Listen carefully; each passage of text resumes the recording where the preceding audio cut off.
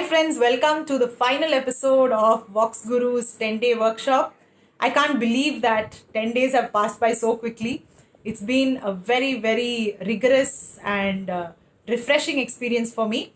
Usually when we are shooting in the studios, I have my entire team, and it's usually a very different approach and a different environment that we create these videos in.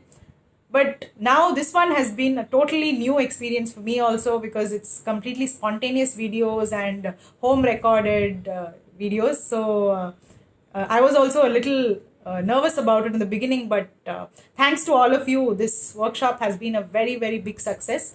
I'm very grateful to all of you for the amazing comments and all the generous appreciation that you have given me. I have been reading each and every comment, although I have not been able to reply to you, but know that I have read your comment and I'm very happy to see it. I hope that you have been taking notes throughout the workshop. If not, you can always binge watch the entire workshop and try to organize whatever you have learned, because we have covered many different topics. So there is a chance of getting confused and mixing up the concepts sometimes. So make sure that you take notes and try to organize things really well. And today I'm going to talk about a couple of more questions that you have asked me, which I have not covered in the workshop. One question has been about how to improve gamakas. So many of you have asked me for exercises that can help you improve your gamakas, your brigas, murki, and all of that. Now, this is actually a topic which is very style specific. Now, for example, if you're talking about Carnatic music, every raga has a different approach towards gamakas. It uses a different combination of gamakas.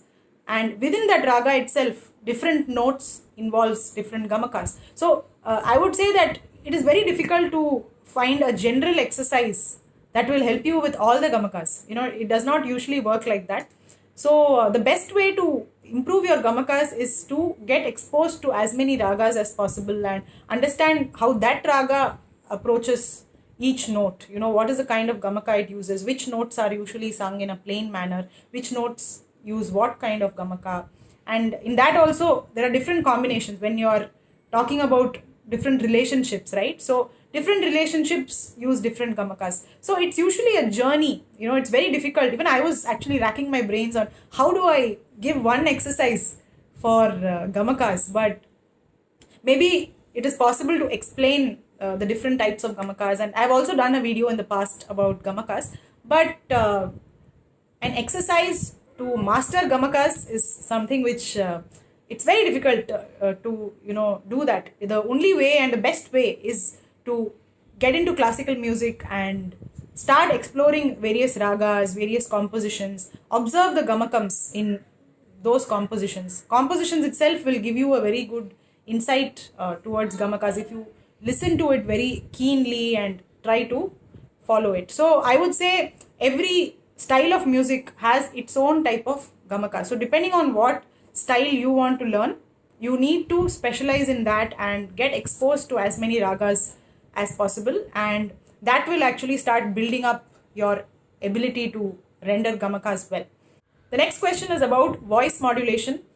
Now, voice modulation, again, it is very much related to gamakas, because most of the modulations are done during the gamaka or also during the straight notes. But if you understand gamakas well, you will also understand what modulations are used in the gamaka. So again, it is the process of sharpening your own ears and learning it. I can always do tutorials of songs. I can take up one by one, song after song, but that's not going to be a long-term solution for you. A long-term solution will be if you are yourself able to hear, whatever I'm saying. Now, for example, we did the tutorial of Aapki Nazron Ne Samjha. Whatever I said in that was just based on what I heard, right? I have not learned that particular song from a teacher.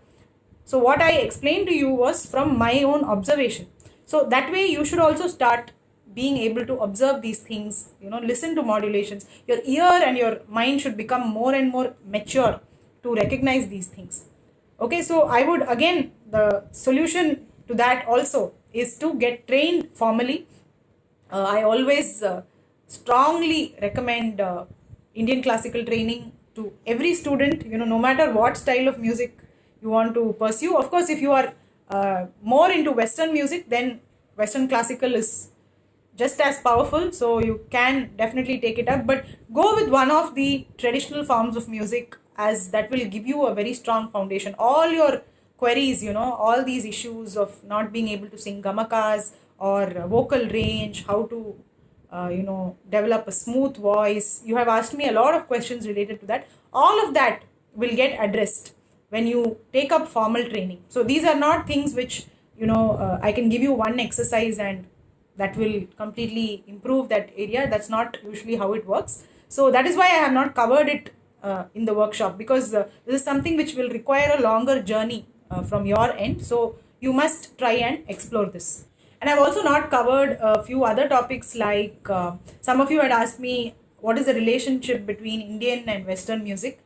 How are the notes related? How are the scales related? Right? How are scales different from ragas and so on? So this also I have not taken up right now, because I think it will be much more effective if I can actually show you visually, the notes of the keyboard and compare it with the Indian music. So we'll do that right when I get back to the studios. So that might be a more effective lesson for you.